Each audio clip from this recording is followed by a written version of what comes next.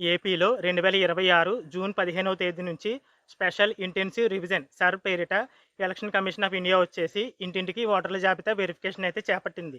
ఇందులో భాగంగా booth level ఆఫీసర్లు అంటే BLOలు ఎవరైతే ఉన్నారో వాళ్ళు ప్రతి ఒక్క ఓటర్ ఇంటికి కూడా వెళ్ళి ఆ ఓటర్లకి 2 ఎన్యూమరేషన్ ఫార్మ్స్ అయితే అందిస్తారు.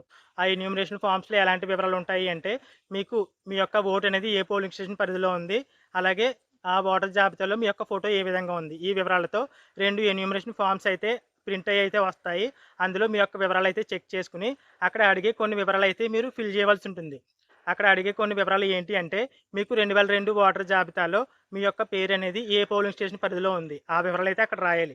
ఒకవేళ 2002 ఓటర్ జాబితాలో మీకు పేరనేది లేకపోతే, అంటే అప్పటికి మీరు పుట్టకపోయినా, లేదంటే మీకు అప్పటికి 18 సంవత్సరాలు నిండకపోవడం వల్ల, ఓటు లేకపోవడం వల్ల మీకు 2002 ఓటర్ జాబితాలో పేరనేది ఉండకపోవచ్చు. అలాంటి సందర్భాల్లో ఏం రాస్తారు? మీ యొక్క పేరెంట్స్ అంటే తల్లి లేదా తండ్రి, లేదంటే నానమ్మ, తాతయ్య వీళ్ళలో ఎవరో ఒకళ్ళకి 2002 ఓటర్ జాబితాలో పేరైతే కంపల్సరీ ఉంటుంది. ఉదాహరణకి నేనే ఉన్నాను. నాకు 2002 ఓటర్ జాబితాలో పేరు లేదు. కానీ మా నాన్నగారికి లేదా అమ్మగారికి 2002 ఓటర్ జాబితాలో పేరైతే ఉంది. ఒకవేళ ఏదైనా కారణం చేత వాళ్ళిద్దరికి లేకపోతే మా తాతకో, నానమ్మకో ఎవరో ఒకళ్ళకి 2002 ఓటర్ జాబితాలో పేరైతే ఉంటుంది. కేవలం మా ఊర్లోనే కాదు, దేశంలో ఎక్కడో ఒక చోట తప్పకుండా వాళ్ళకి ఓటైతే ఉంటుంది కాబట్టి వాళ్ళ వివరాలు రాసినా పర్లేదు. వాళ్ళు ప్రెజెంట్ బతికున్నా లేకపోయినా సరే వాళ్ళకి 2002 ఓటర్ జాబితాలో పేరనేది ఉంటే వాళ్ళ వివరాలైతే ఇచ్చేయచ్చు. అక్కడ ఎలాంటి ప్రాబ్లమ్ అయితే లేదు. ఇక్కడ చాలామందికి ఎదురయ్యే సమస్య ఏంటంటే, ఆ ఎన్యూమరేషన్ ఫార్మ్ ఫిల్ చేసేటప్పుడు వాళ్ళకి ఓటనేది ఏ రాష్ట్రంలో ఉందో తెలుస్తుంది, లేదా ఏ నియోజకవర్గంలో ఉందో తెలుస్తుంది. కానీ ఆ నియోజకవర్గంలో ఏ పోలింగ్ స్టేషన్ పరిధిలో ఏ సీరియల్ నంబర్‌లో వాళ్ళకి 2002 ఓటర్ జాబితాలో పేరుందనేది వాళ్ళ ఓటర్‌కైతే తెలీదు. అంటే ఆ క్యాండిడేట్‌కి 2002లో ఓటున్నా ఏ పోలింగ్ స్టేషన్ పరిధిలో ఉందో తెలీదు.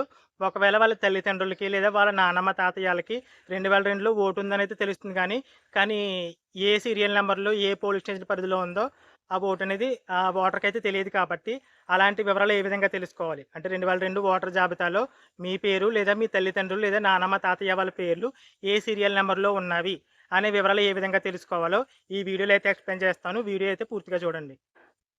ముందుగా మీరు గూగుల్ ప్లే స్టోర్ నుంచి ECI net election commission of ఇండియాకి సంబంధించిన ఈ యాప్ని అయితే గూగుల్ ప్లే స్టోర్ నుంచి అయితే ఇన్స్టాల్ చేసుకోండి. ఈ యాప్ లింక్ని అయితే నేను కమెంట్ సెక్షన్లో అలాగే ఈ వీడియో డిస్క్రిప్షన్లో అయితే అందివ్వడం జరిగింది. అక్కడ క్లిక్ చేయడం ద్వారా మీరు ప్లే స్టోర్ నుంచి ఈ యాప్ని అయితే ఇన్స్టాల్ చేసుకోవచ్చు. వివరాలు చెక్ చేసుకోవడానికి ఈ యాప్తో పాటు వెబ్సైట్ కూడా అందుబాటులో ఉంది, కానీ ఈ యాప్లో చెక్ చేసుకోవడం సులువుగా ఉందన్న ఉద్దేశంతో నేను యాప్లో అయితే ఎక్స్ప్లెయిన్ చేస్తున్నాను. అలా మీరు యాప్ అనేది ఇన్స్టాల్ చేసుకున్న తర్వాత ఎలాంటి లాగిన్ అవసరం లేకుండానే స్టార్టింగ్లో ఒక ఆప్షన్ అయితే ఉంది, search your name in last SIR అని. అక్కడైతే క్లిక్ చేయండి.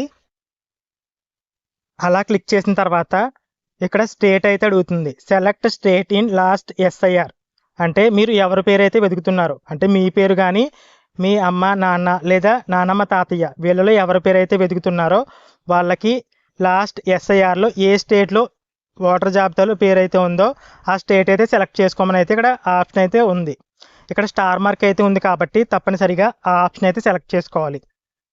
ఇక రెండవ ఆప్షన్ వచ్చేసి డిస్ట్రిక్ట్ అంటే జిల్లా పేరైతే సెలెక్ట్ చేసుకోవాలి. 2002 ఓటర్ జాబితాలో ఏ జిల్లా పరిధిలో ఓటు ఉందో ఆ జిల్లా పేరు సెలెక్ట్ చేసుకోవాలి. ఇక్కడ 2002లో జిల్లాల విభజన జరగలేదు కాబట్టి ఉమ్మడి జిల్లాలు అయితే ఉంటాయి. ఆ ఉమ్మడి జిల్లాలను అయితే ఇక్కడ సెలెక్ట్ చేసుకోండి. ఇక్కడ మీకు జిల్లా తెలిస్తే మాత్రమే సెలెక్ట్ చేసుకోండి. ఒకవేళ జిల్లా తెలియకపోతే తర్వాత ఉన్న ఆప్షన్లని వదిలేయచ్చు. అంటే జిల్లా వదిలేయచ్చు. అలాగే అసెంబ్లీ కాన్స్టిట్యున్సీ అంటే నియోజకవర్గం కూడా సెలెక్ట్ చేయని అవసరం లేదు. అంటే మీకు ఏ నియోజకవర్గంలో ఏ జిల్లా పరిధిలో ఓటు ఉందో తెలియకపోతే ఇవి సెలెక్ట్ చేసుకునే అవసరం లేదు. కేవలం స్టేట్ సెలెక్ట్ చేసుకుంటే సరిపోద్ది. ఒకవేళ జిల్లాతో పాటు నియోజకవర్గం కూడా తెలిసినట్లయితే ఆ నియోజకవర్గం పేరు కూడా సెలెక్ట్ చేసుకోవచ్చు. అలా ఒక్కొక్కటి మీకు ఏ వివరాలు అయితే తెలుసో ఆ ఆప్షన్లన్నీ కూడా సెలెక్ట్ చేసుకోండి. ఇక్కడ స్టార్ మార్క్ ఉన్నవి మాత్రం కంపల్సరీ సెలెక్ట్ చేసుకోవాలి. స్టార్ మార్క్ వేటికి ఉందంటే స్టేట్కి ఉంది. అలాగే తర్వాత వచ్చేసి ఎలక్టర్ full name in last SIR 2002 అని, అంటే తప్పనిసరిగా ఓటర్ యొక్క పేరు అయితే ఎంటర్ చేయాలి. నాకు 2002 ఓటర్ లిస్టులో పేరు అయితే లేదు కాబట్టి మా నాన్నగారి పేరు అయితే సెర్చ్ చేస్తున్నాను. ఇక్కడ తెలుగులో సెర్చ్ చేసినట్లయితే వివరాలు ఎక్కువగా ఓపెన్ అయ్యే అవకాశం ఉంది. ఎందుకంటే ఇంగ్లీష్లో సెర్చ్ చేసినట్లయితే స్పెల్లింగ్ మిస్టేక్స్ అయితే ఉండొచ్చు, కానీ తెలుగులోకి వచ్చేసరికి ఆ ఛాన్స్ అనేది తక్కువగా ఉంటుంది కాబట్టి తెలుగులోనే సెర్చ్ చేయండి.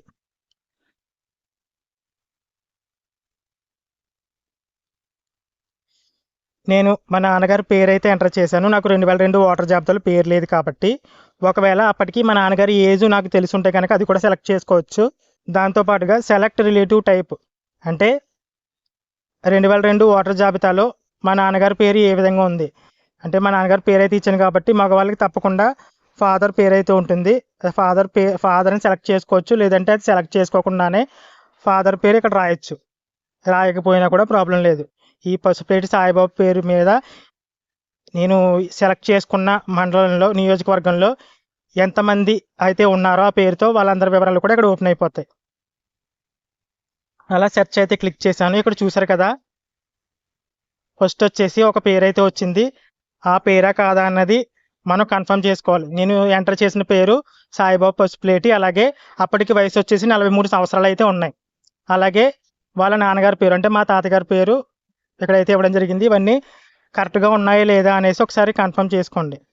ఎందుకంటే అదే పేరుతో చాలా పేర్లు అయితే ఆ నియోజకవర్గంలో ఉన్నవి అయితే ఓపెన్ అవుతాయి కాబట్టి మీరు సెర్చ్ చేసే పేరు అదా కాదా కన్ఫర్మ్ చేసుకోండి. ఇక్కడ చూసినట్లయితే మొదట్లోనే నేను వెతకాల్సిన పేరు అయితే దొరికింది. పేరు అలాగే వాళ్ళ నాన్నగారి పేరు వచ్చేసి గనిరాజు. ఇవన్నీ కరెక్ట్గా ఉన్నాయి కాబట్టి ఈ డీటెయిల్స్ ఏవైతే ఉన్నాయంటే ఫస్ట్ బాక్స్లో డీటెయిల్స్ అయితే కరెక్ట్గా ఉన్నాయి కాబట్టి ఆ డీటెయిల్స్ అయితే ఎన్యూమరేషన్ ఫామ్లో అయితే ఫిల్ చేయవలసి ఉంటుంది. ఒకవేళ మీకు ఆ ఎన్యూమరేషన్ ఫామ్ అనేది ఏ విధంగా ఫిల్ చేయాలో తెలియకపోతే దానికి సంబంధించి కూడా వీడియో అయితే చేస్తాను. ఈ లోపు మీరు చేయవలసిందల్లా ఈ వివరాలు అయితే ఉన్నాయి కదా, ఈ వివరాలు అయితే ఒక పేపర్ మీద అయితే రాసుకోండి. ఇక్కడ పేరు అలాగే ఫాదర్ పేరు, అలాగే ఏ జిల్లా పరిధిలో ఏ అసెంబ్లీ కాన్స్టిట్యున్సీ పరిధిలో ఓటు ఉంది, అలాగే ఏ పోలింగ్ స్టేషన్ పరిధిలో ఓటు ఉంది, ఏ సీరియల్ నెంబర్లో ఓటు ఉంది, ఇలాంటి వివరాలన్నీ మీరు ఇక్కడ నోట్ చేసుకున్నట్లయితే బిఎల్ఓకి వర్క్ అనేది సులువవుతుంది. సో మీరు ఇలా వివరాలు చెక్ చేసుకున్నట్లయితే బిఎల్ఓకి పని భారం తగ్గుతుంది. కాబట్టి మీరు వివరాలు అయితే ఈ విధంగా చెక్ చేసుకుని ఒక పేపర్ మీద అయితే రాసుకోండి. ఇక్కడ చూసినట్లయితే ట్రాన్స్లేట్ ఆప్షన్ కూడా ఉంది కుడివైపు చివరన. అక్కడ క్లిక్ చేసినట్లయితే వివరాలు అయితే ట్రాన్స్లేట్ అవుతాయి. ఈ విధంగా మీరు వివరాలు అయితే చెక్ చేసుకోవచ్చు.